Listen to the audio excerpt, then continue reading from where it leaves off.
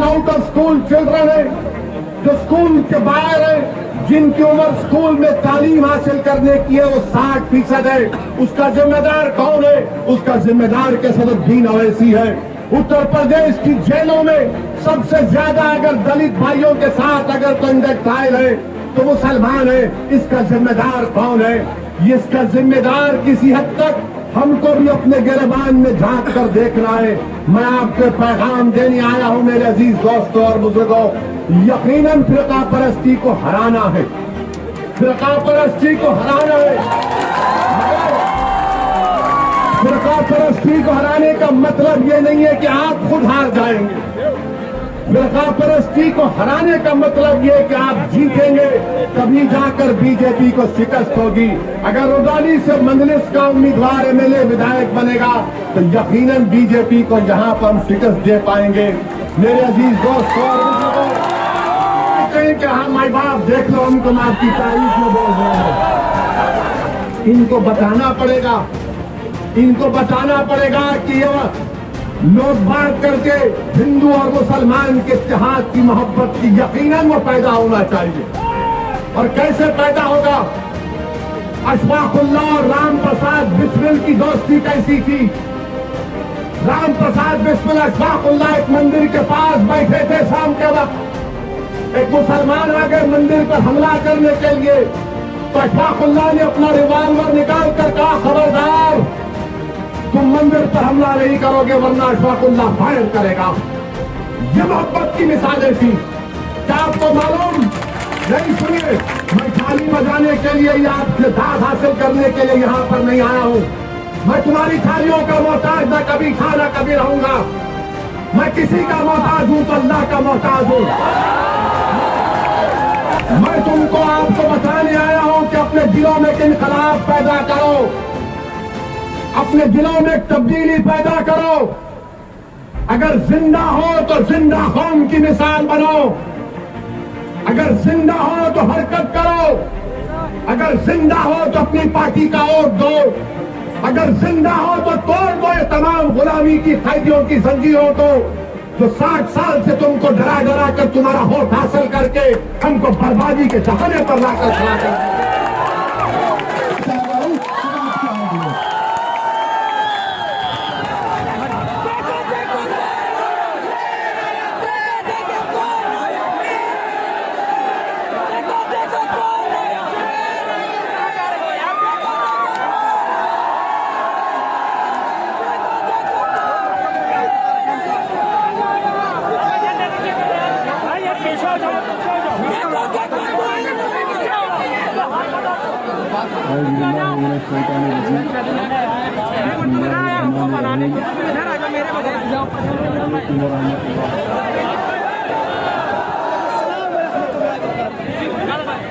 मंच और डाइस पर बैठे हुए मजलिस इत्तेहादुल मुस्लिमीन के तमाम जिम्मेदारान, सदर उत्तर प्रदेश मोहतरम जनाब शफकत साहब, हमारे स्पोक्सपर्सन आसिम नकार साहब, इकरार से मेरे भाई डॉक्टर साहब जो मजलिस इत्तेहादुल मुस्लिमीन के उम्मीदवार हैं, रुदौली के तमाम मजलिस के जिम्मेदारान, मौजूद हाज़रीन इकराम, बुजुर्गान मिल्लत, मेरे गयूर नौजवान साथियों, मैं आप तमाम का शुक्रगुजार हूँ कि आप लोग ने अपना कीमती वक्त निकाल कर आज के मीटिंग में शिरकत की और आप लोगों का इस तरह से गालिहाना मोहब्बत का इजहार करना मुझे उम्मीद दिलाता है, हम तमाम मजलिस के जिम्मेदारों के हौसलों को बुलंद करता है और आपका ये बेनफ्स होकर यहाँ पर जमा होना इस बात का पैगाम देता है। और साथ ही साथ आपने यहाँ पर आकर इस बात का पैगाम दे दिया कि आइंदा साल 2022 में जो उत्तर प्रदेश के विधानसभा के चुनाव होंगे, इंशाअल्लाह ताला रुदौली से यहाँ से मजलिस का उम्मीदवार यकीनन विधायक बन के आपकी आवाज बनकर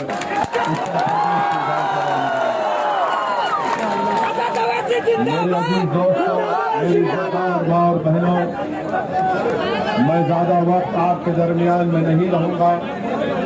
बस चंद अहम बातें आपसे कर यहाँ से रुखसत हो जाऊंगा।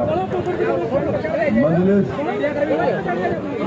आने वाले विधानसभा के चुनाव में पूरी ताकत और पूरी तैयारी के साथ जनाब मोहतरम शौकत अली की क़यादत में विधानसभा के इलेक्शन को लड़ेगी।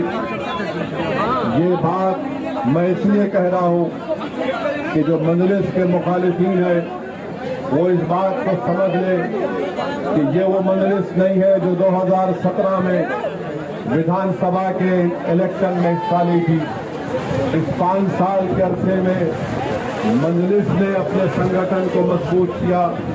मजलिस का पैगाम उत्तर प्रदेश के घर घर पहुंच चुका है। मजलिस ने अपनी तंजीम को अपने जमात के लोगों की मेहनत और जुस्तजू की बुनियाद पर पहले से ज्यादा आज उत्तर प्रदेश में मजबूत है। और हमारा आपको यही पैगाम है, यही आपसे इल्तिजा और गुजारिश है कि उत्तर प्रदेश में मजलिस की पहली कोशिश ये है कि यहाँ से आपकी मुस्लिम अक़लियत की एक सियासी लीडरशिप बने। मैं आपको ये बात बताना जरूरी समझता हूँ कि उत्तर प्रदेश भारत का सबसे बड़ा स्टेट है, प्रदेश है। यहाँ पर हर बिरादरी की, यहाँ पर उनकी एक सियासी ताकत है, उनकी एक पहचान है।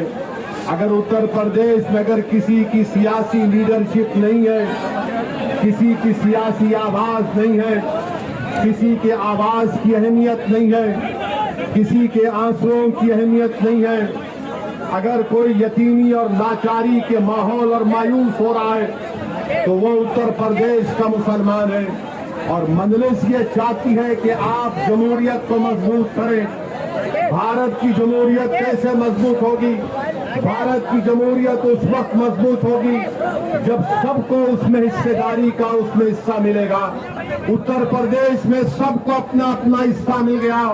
अगर किसी के साथ इंसाफ नहीं हुआ, किसी को उनका हिस्सा नहीं मिला, तो मैं ये साफ तौर पर कह रहा हूं कि उत्तर प्रदेश के मुसलमान हैं जिनको अभी तक उनका हिस्सा नहीं मिला। और क्यों नहीं मिला?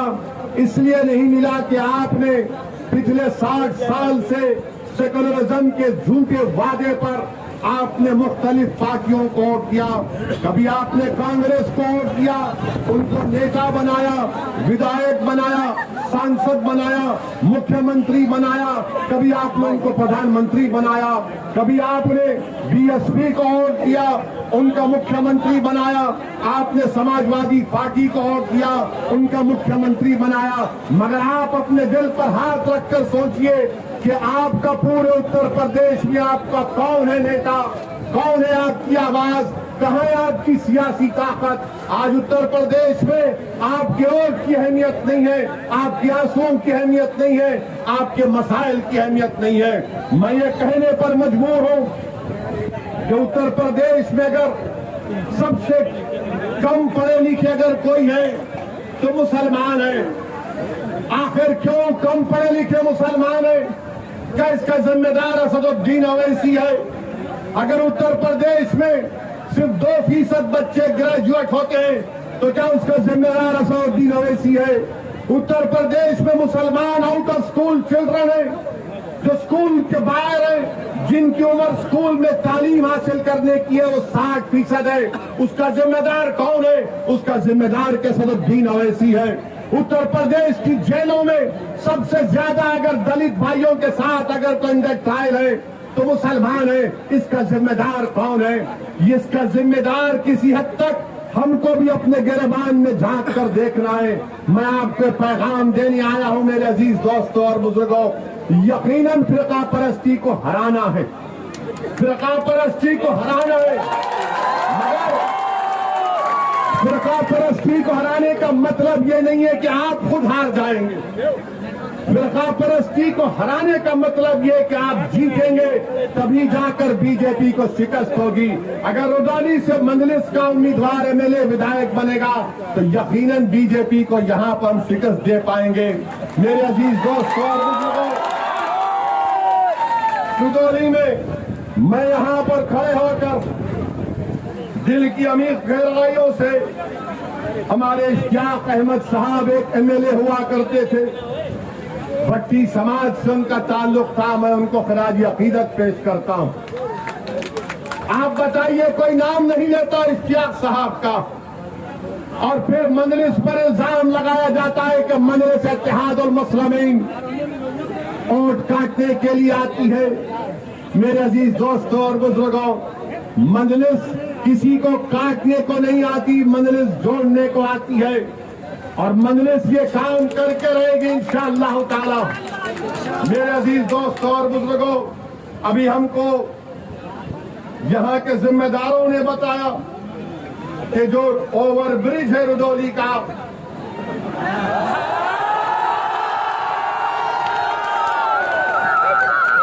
आप जाकर समाजवादी के लोगों से पूछेंगे ओवर ब्रिज क्यों नहीं बना 2 साल से, तो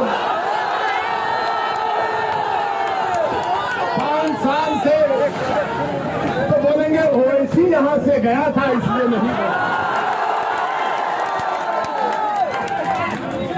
ओवर ब्रिज नहीं बना, और जो मुख्यमंत्री बाबा हैं,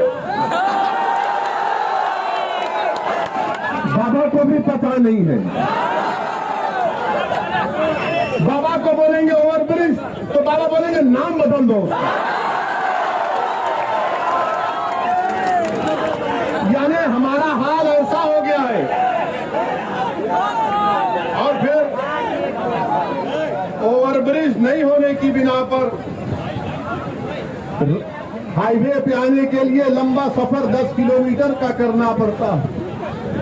और दूसरी बात यह है कि यहाँ पर जो कम्युनिटी हेल्थ सेंटर है माशाल्लाह खंडेर में तब्दील हो चुका है। मेरे अजीज दोस्तों और बुजुर्गों, पाइपलाइन के लिए रोड खोद दी गई है,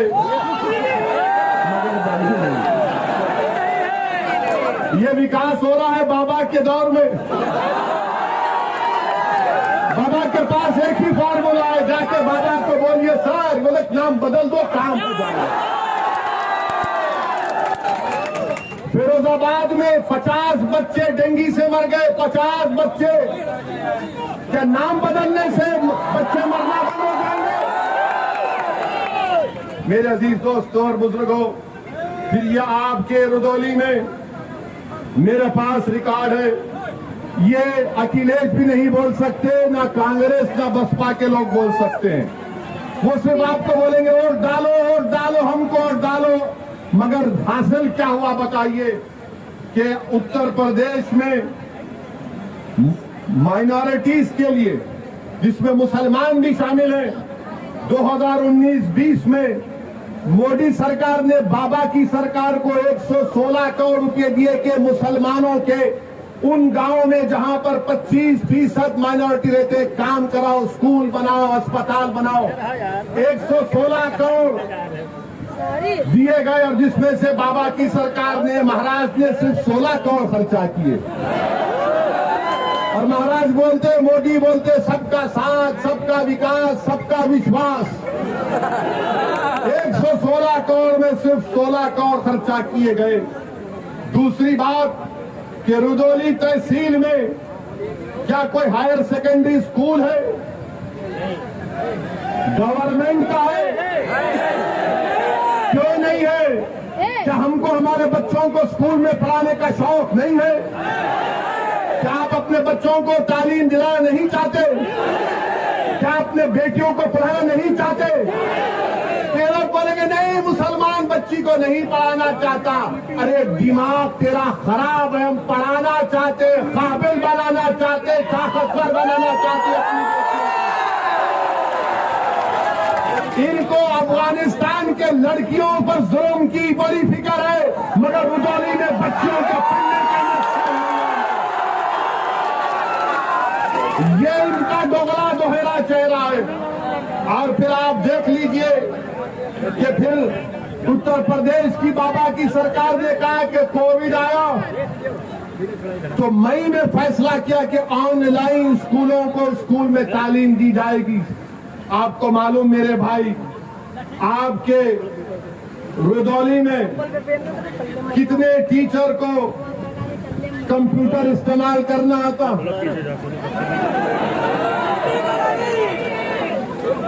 कितनों को आता है? ये हाल यहां पर इस तरह का करके रखिए। और आप ये भी देख लीजिए कि जो हेल्थ की बात है, हेल्थ की बात में रुदौली में 255 सब सेंटर है, 40 प्राइमरी हेल्थ केयर सेंटर है, 5 कम्युनिटी हेल्थ सेंटर है, कोई सब डिविजनल हॉस्पिटल नहीं है, 4 डिस्ट्रिक्ट हॉस्पिटल है। तो योगी आदित्यनाथ की सरकार बनने के बाद कितने आपने खोले बताओ?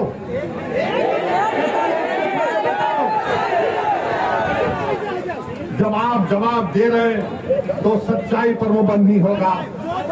आपको मालूम कि रुदौली में ये जिला अयोध्या का है, यहाँ पर कितने बच्चे 5 साल की कम उम्र के, जब 5 साल के होते तो स्टंटेड कितने होते, कमजोर कितने होते? 50%। बाबा से जाकर पूछिए, महाराज से, तो बोलेंगे ये फिरका परस्ती की बात कर रहा हो ऐसी। मैं चैलेंज से कह रहा हूं कि 50% 5 साल के कम उम्र के बच्चे स्टंटेड है अयोध्या डिस्ट्रिक्ट में। कौन सी हुक्मरानी बीजेपी उत्तर प्रदेश में कर रही? और फिर वेस्टेड बच्चे हैं 19%। अंडर वेट यानी जो उम्र में वजन उनका होना चाहिए कितने मालूम आपको? 45%। मैं जो कुछ कह रहा हूं, अगर मेरी बहन, मेरी मां मेरी बात को सुन रही है तो कहेगी कि हाँ ये बात सच है कि जिस बेटे को, जिस बेटी को मैंने 9 महीने अपने पेट में रखकर पैदा किया, आज वो स्टंटेड भी है और उसका वेट भी कम है। मेरे अजीज दोस्तों और बुजुर्गों, वहीं पर ये सरजमीन, हम जब यहाँ पर आ रहे थे तो 2 दिन से हमारे माशाल्लाह मीडिया के बड़े बड़े लोग बोलना शुरू कर दिए। ये बोलना शुरू कर दिए कि ओवैसी अयोध्या को नहीं जा रहे, ओवैसी अयोध्या का नाम नहीं लेते हैं। मैंने कहा भाई साहब, अयोध्या भी भारत में है, फैजाबाद भी भारत में है और ओवैसी भी भारत में है। अब फैजाबाद की तारीख इनको नहीं मालूम, जो शाम में 6 बजे टीवी पर बैठते हैं, 8 बजे बैठते हैं, 9 बजे बैठते हैं, ऐसा बैठकर भाषण देते हैं, खुतबा देते हैं, ऐसा देते हैं कि बस नरेंद्र मोदी उनको देखे तो कहे कि ये तो मेरा घर वाला। क्या कहा उन्होंने कि ओवैसी को अयोध्या नहीं जा रहे? मेरे भाई, अयोध्या भी जाएंगे, क्यों नहीं जाएंगे? हम जब कश्मीर गए तो अयोध्या नहीं जाएंगे। और फैजाबाद की तारीख, इनको नाम फैजाबाद से इतनी जलन क्यों है? पेट में दर्द क्यों होता है? फैजाबाद की जेल में क्या अशफाकुल्लाह को फांसी नहीं दी गई थी? क्या फैजाबाद की जेल में अशफाकुल्लाह को जब फांसी दी जा रही थी तो क्या अशफाकुल्लाह जब फांसी के फंदे पर जा रहा था तो उसकी जबान पर कुरान की आयतें थी? जब अशफाकुल्लाह फांसी के फंदे पर गया तो रास्ते में जेल के लोगों से मिलकर कहा कि खुदा हाफिज, मैं अपने रब से मिलने जा रहा हूं। क्या अशफाकुल्लाह ने जब फांसी का फंदा लेकर उसको चूमा और अपने गले में डाला तो पूछने वाले ने पूछा कि बता मरने वाले, तेरी आखिरी ख्वाहिश क्या है? तो अशफाकुल्लाह ने क्या नहीं कहा कि ला के रख दे खाके वतन मेरे कफन में, ये मोहब्बत के मज़ार अशफाकुल्लाह ने